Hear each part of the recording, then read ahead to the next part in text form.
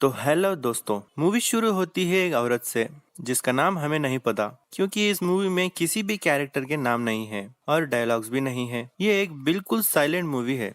तो हम इस औरत का नाम मधु रख देते हैं। मधु रोज एक नाव से एक जगह से दूसरे जगह आना जाना करती है। ये नाव ही इसका ट्रांसपोर्ट है। ये सारे लोग नदी के किनारे ही जीवन गुजारते हैं। जब मधु रात को सोने लगती है तब उसे पेट में दुखने लगता है। बाद में सुबह हो जाती है, पर मधु को अभी भी दर्द हो रहा। तब वो नदी के किनारे जाकर लेट जाती है। ऐसा करने पर उसे थोड़ी राहत मिलती है। थोड़ी देर बाद वो अपने बतखों को देखने के लिए जाती है और बतखों के अंडों को ले लेती है। बाद में मधु नदी से सीप निकालकर अपने नाव में रख देती है। दूसरी तरफ हमें मधु के हस्बैंड को दिखाया जाता है। ये एक पेड़ से सेंधी निकाल रहा होता है। ये छोटे मोटे काम कर अपना गुजारा करता है, जैसे कि सेंधी बेचना, मछलियां पकड़ना। बाद में हम देखते हैं कि मधु उन सीप का सालन बना रही है। तभी उसका पति भी घर आ जाता है। तब वो कपड़े में लगा खून देखता है। इससे वो समझ जाता है कि मधु को पीरियड्स चल रहे हैं, पर उसका मन तो पलंग तोड़ने का था। मधु उन सीप के सालन को टोकरी में रखकर बेचने जाने वाली होती है। तभी उसका पति उससे रोक लेता है। तब उसका टोकरा नीचे गिर जाता है और वो जबरदस्ती मधु को कमरे में ले जाता है और उसके साथ जबरदस्ती करने की कोशिश करता है। तब मधु उसे कपड़े पे लगा हुआ खून दिखाती है। इस तरह वो उसे बताने की कोशिश कर रही है कि उसे पीरियड चल रहे हैं। तब वो जबरदस्ती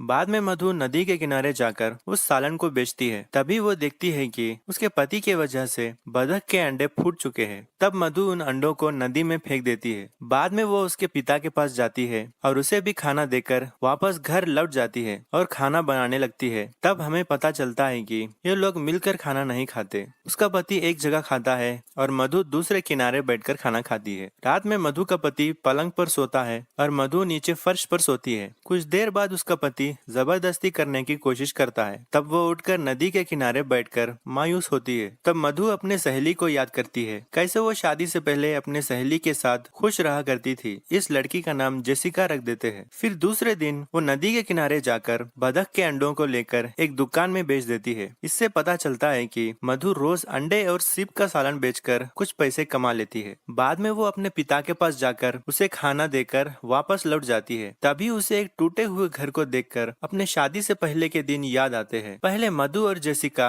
इसी घर में मौज मस्ती किया करते थे। एक दिन जेसिका मधु को टच करती है और उन दोनों के बीच प्यार की चिंगारी सुलग जाती है। फिर हमें प्रेजेंट टाइम को दिखाया जाता है। जेसिका की याद आने पर फौरन मधु घर जाकर जेसिका को फोटो देखने लगती है। फिर बाद में मधु रात में खाना खाने लगती है। तभी उसका पति प्लेट पटकता है। इससे वो उसे बताने की कोशिश कर रहा है कि और कब तक खाओगी, जल्दी से कमरे में आ जाओ। तब मधु खाना खाकर कमरे में जाती है। तब उसका पति उसके साथ पलंग तोड़ने लगता है, पर मधु को अपने पति से प्यार नहीं होता। तब वो एक लाश की तरह पड़ी होती है।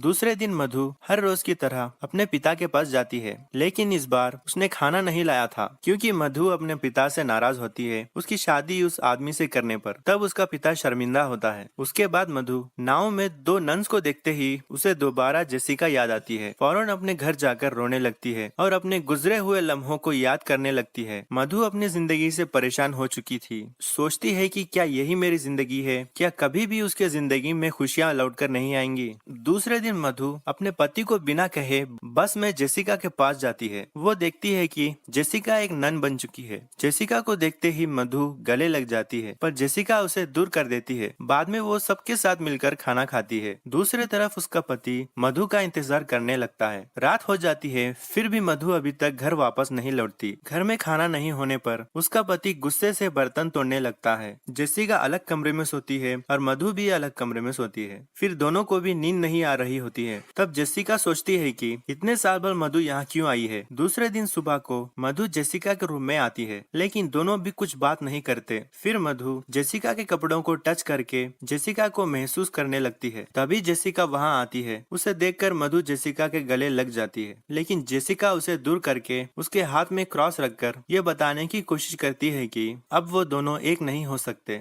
दूसरी तरफ मधु का पति पैसे न होने पर मधु के दो बतखों को बेच देता है। रात में मधु जेसिका के रूम में जाने की कोशिश करती है, पर आवाज नहीं दे पाती। दूसरी तरफ जेसिका को भी बीते हुए सुहाने पल याद आने लगते हैं। दूसरी तरफ मधु का पति एक के बाद एक सारे बतखों को बेच देता है, पर मधु अभी भी घर नहीं लौटती। तब वो उस कुत्ते को भी खाना खिलाता है, लेकिन सुबह होते ही वो कुत्ता मर जाता है, क्योंकि उसने खाने में जहर डाला होता है। क्योंकि उसी के पास खाने को नहीं है और वह कुत्ते को क्या खिलाएगा। बाद में मधु के पति को मधु का पता चल जाता है। फिर वह मधु को लेने आ जाता है, पर मधु को घर लौटना नहीं होता। वो उदास होकर जाने लगती है। फिर बाद में जेसिका मधु के लिए प्रे करती है। फिर मधु उसके पति के साथ घर चले जाती है। अब क्योंकि मधु के पति ने बहुत दिनों से पलंग नहीं तोड़ा था, तो वो मधु के साथ शुरू हो जाता है। पर मधु को उसका पति नहीं पसंद, लेकिन अब वो कुछ कर भी क्या सकती है। सुबह होते ही वो अपने बतखों के पास जाती है, लेकिन देखती है कि सभी बतखों को उसके पति ने बेच दिया है। ये देखकर मधु दुखी हो जाती है। तभी उसके पास जेसिका आती है। उसे देखकर मधु फौरन गले लगती है, पर इस बार जेसिका उसे दूर नहीं करती। बाद में वो दोनों नदी के बीच जाकर मजे करते हैं। इस तरह ये मूवी खत्म होती है। तो बाय दोस्तों, इसी के साथ वीडियो खत्म करते हैं। एक्सप्लेनेशन में गलती हो गई हो तो माफ कर देना। वीडियो पसंद आए तो लाइक जरूर करना और चैनल को जरूर सब्सक्राइब करना।